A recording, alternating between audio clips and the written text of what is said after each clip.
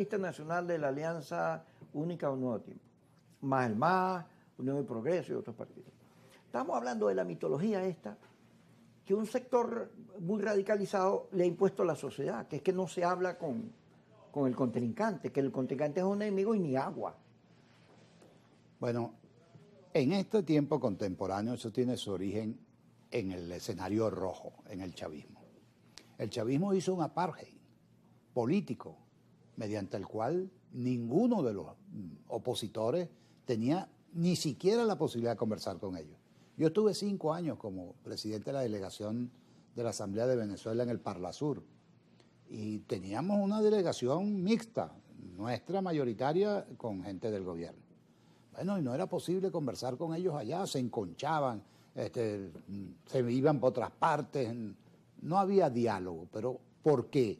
Porque estaba criminalizado, porque era un pecado capital que unos señores del partido de gobierno se sentaran con nosotros a conversar cualquier tópico. Bueno, esa mala conducta, lejos de ser corregida con anticuerpos de más democracia, fue asumida por un sector opositor. Y es lo mismo, tú no puedes conversar con nadie, no, estás en un estado general de sospecha, como que si la gente fuese plastilina, fácilmente moldeable, como que si no tuviéramos principios y valores arraigados profundamente en nuestras conciencias, en nuestra gente, en nuestra familia, en nuestros partidos. Bueno, esa conducta absolutamente lamentable está prácticamente empezando a desaparecer. Y está empezando a desaparecer porque el campo de control gubernamental se ha reducido significativamente desde el punto de vista de la gente. El régimen sabe que ya no tiene mayoría electoral, lo sabe y lo sabemos todos. Utilizó su estrategia de siempre, dividirnos en varios toletes para con el tolete más grandecito hacerse de la mayor cantidad de espacios posible, porque eso es lo que ha pasado. Fíjate tú, hay un ejemplo muy claro de lo que pasó con la Asamblea Nacional del 2020. En el año 2020, el chavismo dice que sacó el 56, 57% de los votos y tiene el 93% de representación de diputados en la Asamblea Nacional. Eso es un despropósito. No hay un equilibrio real cuando yo uso las instituciones, las modifico, las manipulo para sobrerepresentarme en detrimento del resto de los componentes del sistema político. Bueno, esas cosas hay que corregirlas, eso hay que resolverlo, pero eso es la última prioridad para la gente. Yo estoy seguro que la gente que nos está viendo hoy dice, bueno, ¿y qué hago yo? Y si son 73%, 41%, ¿cómo como con eso? Y tiene razón, esos son problemas del sistema político, como tú bien estabas señalando. Son cosas para la política, pero la política no tiene sentido si no va acompañada de acciones para la gente, para atender los problemas de la gente, los problemas reales que nos acogotan, que son de todo tipo. Está reapareciendo la hiperinflación, producto de esta disputa sin sentido. Yo formé parte del equipo negociador opositor, conjuntamente con el del gobierno, en la iniciativa de México-Barbados, y de ahí salieron las primarias, de esa negociación fallida. Y fue fallida porque al final no se pudo generar un espacio de confianza suficiente para que tú confiaras en mí y yo confiara en ti. No pudimos superar la desconfianza. Y tú querías ganar para liquidarme y yo quería ganar para liquidarte. Y ese es el fin anunciado de una estrategia suma cero que no logra el propósito, que es ponernos todos a trabajar en la misma dirección. No, por cierto, tocando también esos temas puritanos de la impunidad y de que lo que queremos es perdonar a fulano. No se trata de nada de eso. Cada quien con su cada cual. Y cada quien tendrá el grado de responsabilidad que tiene que tener. Y es por eso que, como tú también lo dijiste, cuando John Magdaleno presenta su enjundioso estudio sobre las transiciones, y ha estudiado decenas de casos, pues hay un lugar común, y ese lugar común está en el encuentro, en cuando las sociedades se encuentran y buscan su propia medicina para superar su intoxicación. Eso es lo que no hemos podido hacer en Venezuela, por parte porque no se dan las condiciones objetivas para ello, y en parte porque no hemos sido competentes para lograrlas. Bueno, y ahí está el reto de volver a tratar, porque este país sin un acuerdo no va a salir.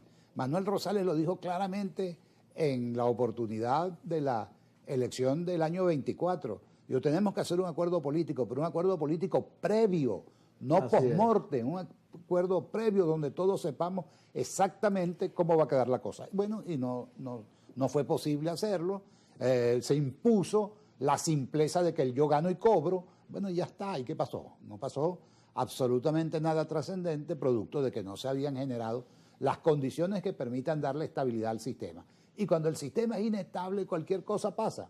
Eso es lo que cuesta hacerle entender a la gente, pero lo que nosotros tenemos que darle es estabilidad al sistema.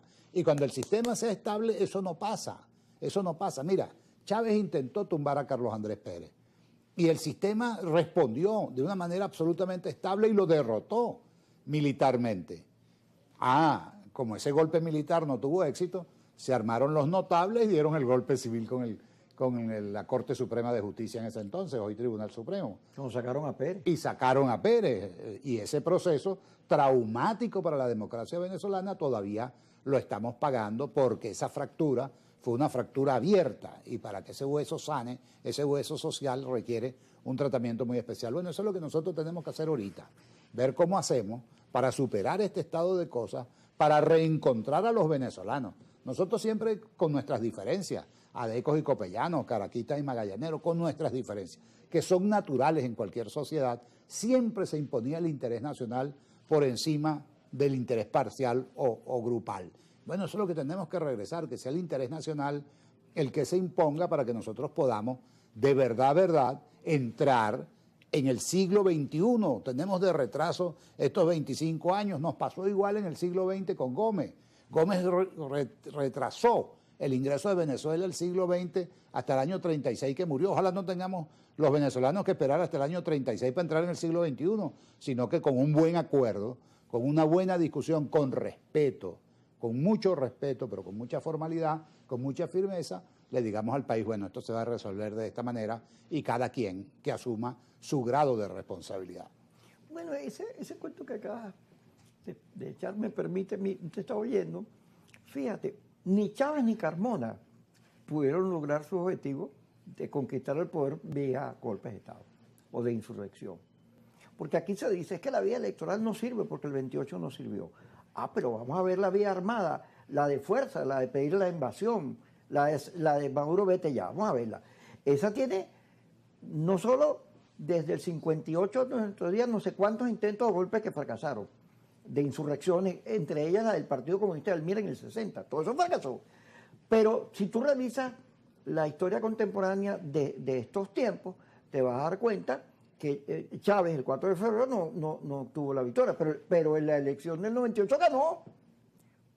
Y cuando le meten lupa, la oposición, que después del 11 de abril repitió el mismo esquema, porque la salida era el mismo esquema. Es más, hay una entrevista de Carla Angola con Juan Pablo Guanipa, donde él le dice a Carla Angola que el 9 de enero, aquí en Chacao, ellos estaban esperando que llegara la masa para irse para Miraflores y salieran los militares. Eso lo dice él, no lo digo yo. Pero Leopoldo López, la autopista, el 30 de abril, estaba esperando que llegaran los militares, que llegara la gente para irse para Miraflores. En la repetición del esquema del 11 de abril también ha fracasado. Eso no sirve, porque nosotros somos civiles. No, y porque la sociedad venezolana le dio la espalda a la violencia. Así es. Bastante violencia sufren, lo que se llama la violencia estructural, cuando no tienes agua, cuando no tienes luz, cuando no tienes combustible, cuando no tienes comida. Esos son elementos de violencia estructural sobre el ciudadano. Pero si además de eso tú le pides que se monte encima y se tire contra la policía y se alcen. Se alcen y pongan una vez más los muertos. La vida, si su vida en riesgo. Entonces, la sociedad venezolana ha decidido más bien andar por caminos democráticos. Vamos a meternos por ahí porque, aun cuando es una discusión de la política, tú has insistido siempre que el objetivo de la política es la gente. Antes que el poder, la gente. Hay que preocuparse de identidad con la gente. Cuando regresemos, seguimos en el debate aquí con Luis Emilio.